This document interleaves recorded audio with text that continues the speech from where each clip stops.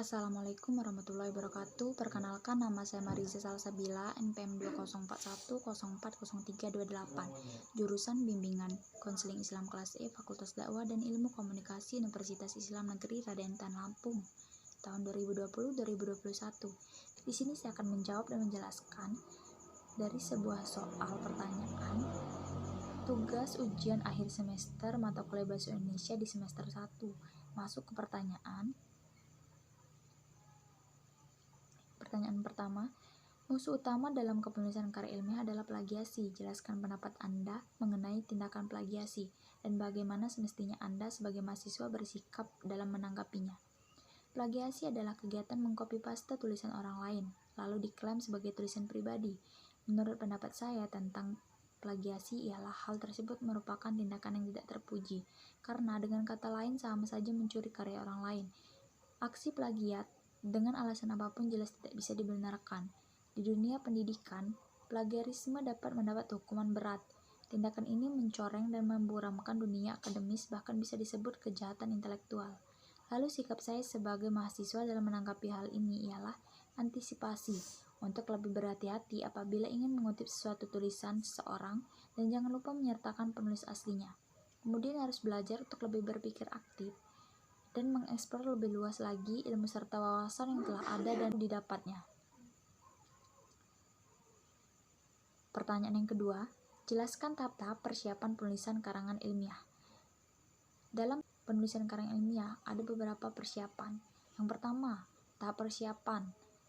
Dalam tahap persiapan ini kita salah atau topik pembicaraan. Dalam menyusun topik tersebut, kita harus mempertimbangkan topik yang ada di sekitar, topik yang dipilih harus menarik, topik yang dipilih terpusat pada suatu lingkup yang sempit dan terbatas, harus diketahui prinsip-prinsip ilmiahnya, memiliki sumber acuan bahasa kepustakaan yang akan memberikan informasi tentang pokok masalah yang ditulis. Kemudian, membuat judul karya ilmiah. Dalam membuat judul karya ilmiah harus berbentuk frase, bukan kalimat, agar dapat dijadikan judul seperti mengembangkan menjadi pengembang, bermanfaat menjadi manfaat, membuat kerangka karangan. Kerangka inilah yang menjadi acuan dalam membuat karangan, sehingga akan menjadi runtut dan teratur dalam memaparkan atau menganalisis. Kemudian tahap yang kedua, tahap pengumpulan data. Data dapat diperoleh dari media dan lapangan. Dalam hal itu, kita harus mencari keterangan dari bahan bacaan, seperti buku, majalah, dan surat kabar, keterangan dari pihak-pihak yang mengetahui masalah yang digarap, pengalaman langsung ke objek yang akan diteliti, percobaan dan pengujian di lapangan objek atau laboratorium. Kemudian yang ketiga, tahap pengorganisasian dan pengkonsepan. Dalam pengelompokan bahan, yaitu bagian mana yang didahulukan atau dikemudiankan. Data yang sudah terkumpul diseleksi dan dikelompokkan sesuai jenis, sifat, atau bentuk. Pengkonsepan karya ilmiah dilakukan yang telah keempat, tahap penulisan karya ilmiah. Dalam tahap ini, kita harus memilih kata dalam setiap kalimat dalam paragraf. Kalimat dalam paragraf harus saling mendukung, tidak ada kalimat sumbang. Setiap paragraf mengandung satu ide pokok yang dikembangkan dengan beberapa ide penjelas. Bahasa yang digunakan mengikuti kaidah yang berlaku. Ejaan dan tanda baca harus diperhatikan. Ada pula keterpaduan antara paragraf satu dengan paragraf berikutnya. Kemudian tahap yang kelima, tahap pemeriksaan dan penyuntingan konsep. Dalam tahap ini kita harus memeriksa kembali naskah yang kurang lengkap, menghindari penyajian berulang-ulang dan tumpang tindih, menghindari bahasa yang kurang efektif. Kemudian setelah kerangka dikembangkan menjadi paragraf, lakukan penyuntingan. Penyuntingan dapat dilakukan oleh penulis itu sendiri, dapat juga dengan bantuan orang lain. Setelah itu, masuk ke proses penyuntingan. Proses ini meliputi beberapa unsur, yaitu teknis penulisan. Dalam teknik penulisan, kita harus memperhatikan sistematika, ejaan dan tanda bacanya, kalimat, paragraf, bahasa, dan isinya. Tahap yang keenam, tahap penyajian.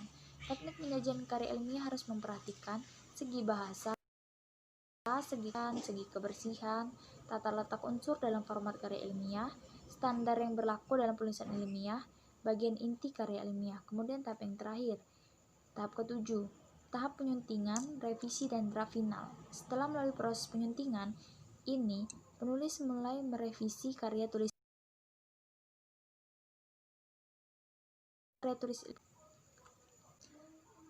Pertanyaan yang ketiga, menulis karya ilmiah bermanfaat untuk diri penulis, pembaca, masyarakat, dan ilmu pengetahuan. Jelaskan apa saja manfaatnya menurut pendapat Anda. Menurut saya, manfaatnya itu banyak sekali. Di antaranya, melatih kita untuk mengembangkan keterampilan membaca yang efektif, melatih untuk menggabung hasil bacaan dari berbagai sumber, lalu mengembangkannya ke tingkat pemikiran yang lebih matang, mengenalkan dengan kegiatan kepustakaan seperti mencari bahan bacaan dari berbagai sumber, meningkatkan pengorganisasian fakta secara jelas dan sistematis, dapat memperoleh kepuasan intelektual, dan memperluas cakrawala ilmu pengetahuan dan wawasan. Pertanyaan yang keempat, jelaskan sifat-sifat bahasa yang unik sekaligus universal. Sifat bahasa yang unik artinya mempunyai ciri khas yang spesifik, yang tidak dimiliki oleh yang lain. Lalu, kalau bahasa dikatakan bersifat unik, maka artinya setiap bahasa mempunyai ciri khas sendiri yang tidak dimiliki oleh bahasa lainnya. Ciri khas ini bisa menyangkut sistem bunyi, sistem pembukaan, kalimat, atau sistem-sistem lainnya. Salah satu keunikan bahasa Indonesia adalah bahwa tekanan kata tidak bersifat morfemis, melainkan sintaksis. Maksudnya, kalau pada kata tertentu di dalam kalimat tersebut diberikan tekanan, maka makna itu tetap, yang berubah adalah makna keseluruhan kalimat. Selain bersifat unik, yakni mempunyai sifat atau ciri masing-masing, bahasa itu bersifat universal. Artinya adalah ciri-ciri yang sama dimiliki oleh setiap bahasa yang ada di dunia. Ciri yang universal merupakan unsur bahasa yang paling umum. Bahasa itu mempunyai bunyi bahasa yang terdiri dari vokal dan konsonan. Bukti dari keuniversalan itu adalah setiap bahasa mempunyai satuan-satuan bahasa yang bermakna, entah satuan yang maknanya kata, frase, klausa, kalimat. Satuan tersebut terbentuk mungkin tidak sama. Kalau pembentukan itu bersifat khas, hanya dimiliki sebuah bahasa, maka hal itu merupakan keunikan dari bahasa. Kalau ciri itu dimiliki oleh sejumlah bahasa, dalam satu hukum atau satu golongan bahasa, maka ciri tersebut menjadi ciri universal dan keunikan rumpun atau subrumpun bahasa tersebut. Pertanyaan yang kelima, dari bahasa manakah bahasa Indonesia berasal? Bahasa Indonesia berasal dari bahasa Melayu. Bahasa Melayu adalah akar dari bahasa Indonesia. Ketika Belanda masuk ke Indonesia, bahasa Melayu dijadikan bahasa resmi dibandingkan dengan bahasa Belanda itu sendiri. Sampai pada akhirnya, di Kongres Sumpah Pemuda ke-1 tahun 1926, bahasa Melayu dijadikan wacana untuk menjadi bahasa dan sastra Indonesia. Lalu pada Kongres Sumpah Pemuda kedua tahun 1928, bahasa Indonesia diikrarkan menjadi bahasa persatuan bangsa Indonesia sampai sekarang. Selain itu, karena bahasa Melayu merupakan bahasa lingua franca, yaitu bahasa perantara, bahasa yang sering dipakai, bahasa pergaulan di bidang perdagangan, lalu bahasa Melayu memiliki struktur sederhana dan bersifat demokratis, serta adanya semangat kebangsaan yang tinggal dari pemakai bahasa daerah lainnya. Pertanyaan yang keenam, jelaskan fungsi bahasa sebagai bahasa pemersatu.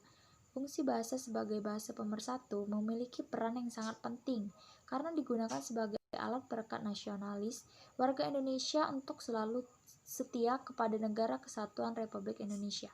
Kemudian berfungsi sebagai alat penghubung antara masyarakat, antar daerah, dan antar budaya.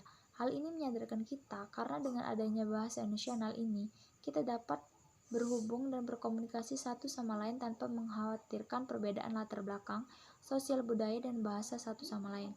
Juga sebagai alat yang sangat memungkinkan penyatuan berbagai suku bangsa di Indonesia dapat mencapai keserasian hidup sebagai bersatu tanpa meninggalkan identitas kesukuan dan kesetiaan kepada nilai-nilai sosial budaya serta latar belakang bahasa daerah masing-masing. Masyarakat juga lebih mudah bergaul tanpa harus khawatir tidak bisa berbahasa dengan baik.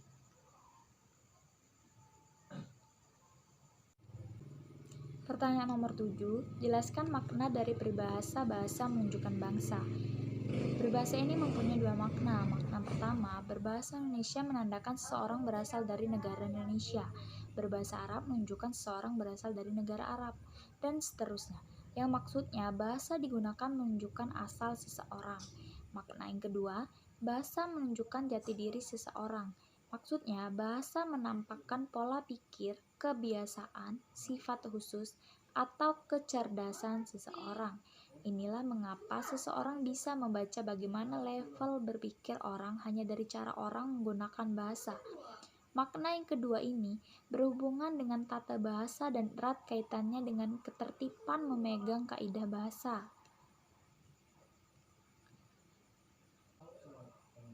Pertanyaan nomor 8. Apakah tepat dan baik seandainya Anda sebagai mahasiswa berbicara dengan rektor atau pimpinan universitas menggunakan kosakata bahasa alay? Misalkan Anda berkata, "Ah, Bapak lebay deh, mosok gitu aja dibikin pusing, keles aja kali." Dan jelaskan berbahasa berkaitan dengan norma adat dan budaya. Menurut saya itu tidak tepat dan tidak baik, karena kita berbicara kepada orang yang usianya lebih tua dari kita, lebih dewasa dari kita. Dan kita harus menjaga etika berbahasa saat kita sedang berbicara kepada orang yang lebih tua atau dewasa daripada kita, dan saat kita berada di lingkungan di mana di sana banyak para sesepuh dan tokoh adat setempat. Apabila kita berbicara menggunakan bahasa tidak sopan, itu melanggar kode etik budaya Indonesia. Kemudian, bahasa dan kebudayaan mempunyai hubungan yang koordinatif, yakni hubungan sederajat yang kedudukannya sangat tinggi.